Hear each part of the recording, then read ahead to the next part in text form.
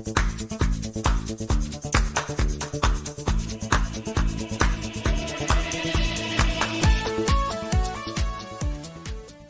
warahmatullahi wabarakatuh. Jumpa lagi dalam Erdianto Effendi Channel. Kali ini kita tidak bicara tentang hukum, tapi saya ingin mengajak teman-teman semua, khususnya teman-teman hukum, akademisi maupun mahasiswa hukum, untuk berbagi cara bagaimana cara membuat suatu artikel. Nah, jadi artikel hukum itu mungkin tidak sama dengan artikel-artikel di disiplin ilmu yang lain. Apa kelebihan artikel hukum? Kita bisa tidak tergantung pada data primer. Nah, karena di dalam penelitian hukum itu ada penelitian hukum empirik dan ada penelitian hukum normatif. Kalau penelitian hukum empirik, kita memang memerlukan data primer. Tapi dalam penelitian hukum normatif, kita tidak memerlukan data primer, cukup data sekunder. Dan data sekunder tersedia di banyak buku, di banyak website pemerintah. Dengan kemajuan internet hari ini, kita sebenarnya sudah sangat terbantu. Kalau membutuhkan data misalnya tingkat kemiskinan, kita tinggal cari di data di website Bappenas misalnya. Kemudian kita BPS bisa kita buka. Atau misalnya kita mau putusan pengadilan. Kalau dulu kita zaman saya kuliah tahun 90-an, kalau mau cari putusan pengadilan kita harus datang ke pengadilan. Sekarang tidak. Sekarang kita baca putusan pengadilan tinggal buka website Mahkamah Agung, kita download. Legal. Nah, begitu banyak. Dalam hitungan 1 jam, 2 jam, kita sudah bisa mendapatkan data sekunder berupa putusan pengadilan 10 misalnya. Tinggal kita cari, download, cari kata kunci. Nah, itu pertama terkait mudahnya pencarian data. Yang lebih penting dalam pembuatan artikel itu bukan data sebenarnya. Data itu nomor 2. Yang lebih penting sebenarnya ada ide. Ide kita harus ada novelty. Itu yang sekarang.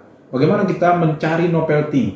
Novelty, solusi yang kita tawarkan berupa novelty untuk menyelesaikan persoalan di tengah masyarakat, khususnya persoalan hukum.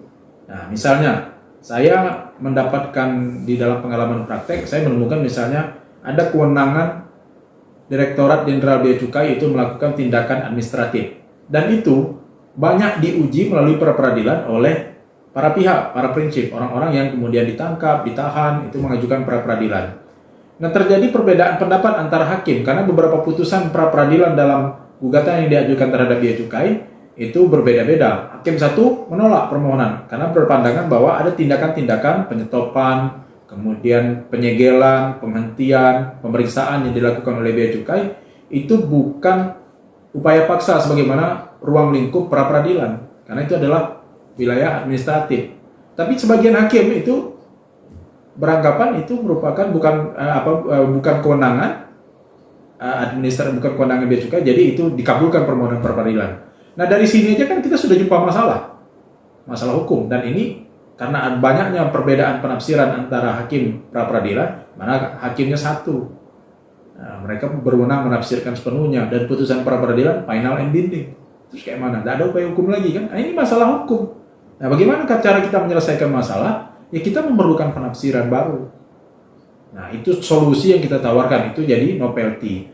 Nah, bagaimana data? Kita tinggal cari, download putusan-putusan pengadilan. Itu terkait dengan data ya, pencarian data. Lalu kemudian pencarian literatur. Literatur kita tidak perlu lagi, apalagi hari ini model penulisan artikel di jurnal-jurnal hari ini, mereka tidak perlu lagi pakai buku. Hampir semua jurnal menyatakan bahwa rujukan atau referensi kita minimal 80% itu berangkat dari jurnal. Jadi buku-buku tidak pakai lagi untuk saat sekarang, untuk jadi rujukan. Kemudian referensinya juga jurnal 5 tahun terakhir. Jadi kita tidak musim lagi buku tahun 92, buku tahun 93. Jadi kalau kita bilang, oh ini kan bukunya gini, semua orang sudah ngutip kok, sudah ada, tinggal cari di referensi. Tersedia Google Scholar. Nah, lebih keren lagi, tersedia di Scopus. Kalau kita bisa punya akses ke Scopus, itu ratusan jurnal bisa kita download. Dan itu tinggal kita kutip. Itu langkah berikutnya. Pertama tadi adalah menentukan judul. Kemudian yang kedua, langkah berikutnya adalah untuk mencari literatur atau mencari data mudah. Yang ketiga, cara mudah berikutnya adalah kita juga bisa mencari sumber penulisan. Menulis itu juga gampang, tidak susah. Tapi sebelum bagaimana cara menulis, kita juga harus tahu bahwa masa penulisan jurnal pada hari ini itu beda dengan penulisan jurnal zaman-zaman tahun 90-an, zaman tahun 80-an. Kalau tahun 80, tahun 90, kita menulis jurnal itu dengan harus mengutip. Ini buku misalnya. Buku ini, ada kata buku ini di sini, menurut Satipto Raharjo, bahwa hukum progresif adalah ini. Itu yang harus kita kutip. Nah, zaman sekarang kita tidak boleh begitu lagi. Kenapa? Kalau kita mengutip yang seperti itu, nanti kita kena cek Turnitin, bisa. Cek Turnitin itu umumnya harus di bawah 20%. Di atas 20% itu dianggap kita plagiat. Oleh karena itu memang hari ini, artikel-artikel hari ini, memang kita tidak perlu seperti artikel-artikel zaman dulu, istilahnya itu memajang tali kelambu. Mengutip ini banyak, tidak perlu. Maka memang lebih banyak pikiran kita sendiri. Itu untuk membuat kita tidak kena Turnitin. Kalaupun kita harus mengutip kutipan pendapat orang, kita mengutip dengan harus memparafrase, mengubah bahasanya sedemikian rupa. Kalau dulu kan kalau kita mengutip harus sama persis dengan kutipan. Itu cara menulis dulu. Kalau sekarang tidak begitu. Nah, itu kemudahan yang berikutnya. Jadi murni sebenarnya pikiran kita yang lebih banyak daripada kutipan. Kalaupun kita mencari referensi supaya ini menjadi tetap artikel ilmiah, hasilnya sekedar mendukung pendapat kita, hanya sekedar mendukung gagasan kita, pikiran kita.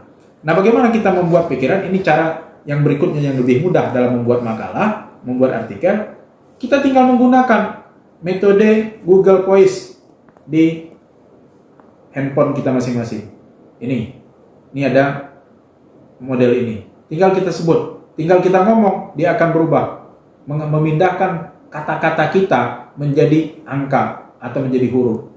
Jadi, tinggal kirim seperti ini. Nah, apa yang kita pikirkan tentang suatu masalah, seperti tadi misalnya, saya berpikir tentang penafsiran kewenangan bea cukai, kewenangan pra-peradilan dalam mengawasi atau menguji tindakan administratif yang dilakukan oleh bea cukai. Tinggal kita ngomong aja terus. Apa yang ada dalam pikiran kita ngomong. Tinggal nanti setelah ini selesai, kita pindahkan, kita copy paste ke laptop. Setelah kita copy paste di laptop, sudah jadi. Draft kasar sebuah artikel itu sudah jadi. Tinggal kita menambah data dan menambah literatur. Jadi. Setelah jadi, kita mau merubah jadi bahasa Inggris, translate dalam bahasa Inggris, lalu kemudian kita Grammarly, cocokkan apakah cocok sesuai dengan grammar bahasa Inggris atau tidak. Kemudian ragu juga kita proofreading. Nah, proofreading kan banyak tenaga proofreading. Nah, setelah itu kita cek lagi Turnitin. Nah, kita bisa berlangganan Turnitin untuk ngecek apakah tulisan yang kita buat itu sebelum kita submit ke jurnal-jurnal yang bersangkutan sudah memenuhi syarat Turnitin minimal di bawah 20% atau tidak.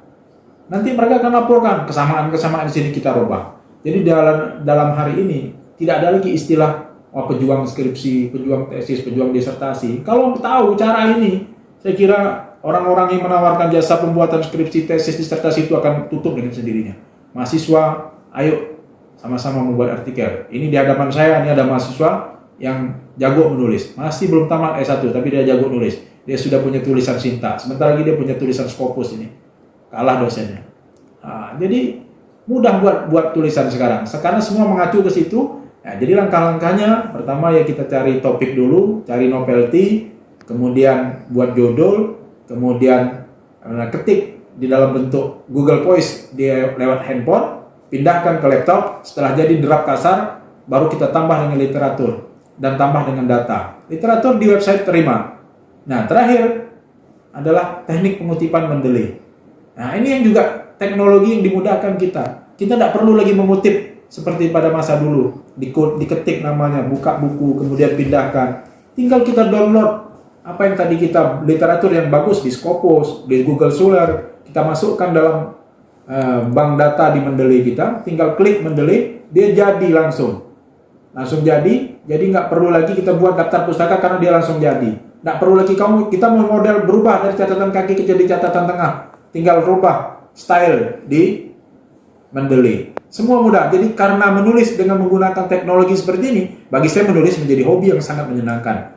Bisa saya ingin menulis terus, maka selama bulan Januari dari tanggal 1 sampai hari ini, tanggal 14, saya sudah menghasilkan 4 tulisan yang sudah siap untuk disubmit. Baik yang bahasa Indonesia maupun bahasa Inggris, dan ini sudah ada draft tulisan sekitar 7 yang sudah. Ini kita tinggal menyempurnakan dalam bentuk penambahan literatur dan data. Judul sudah ada. Nah, demikian, ayo semangat menulis, karena menulis tidak ada yang dapat menghambat kita. Tidak ada yang menghalangi kita untuk menulis. Nah, semangat menulis. Assalamualaikum warahmatullahi wabarakatuh.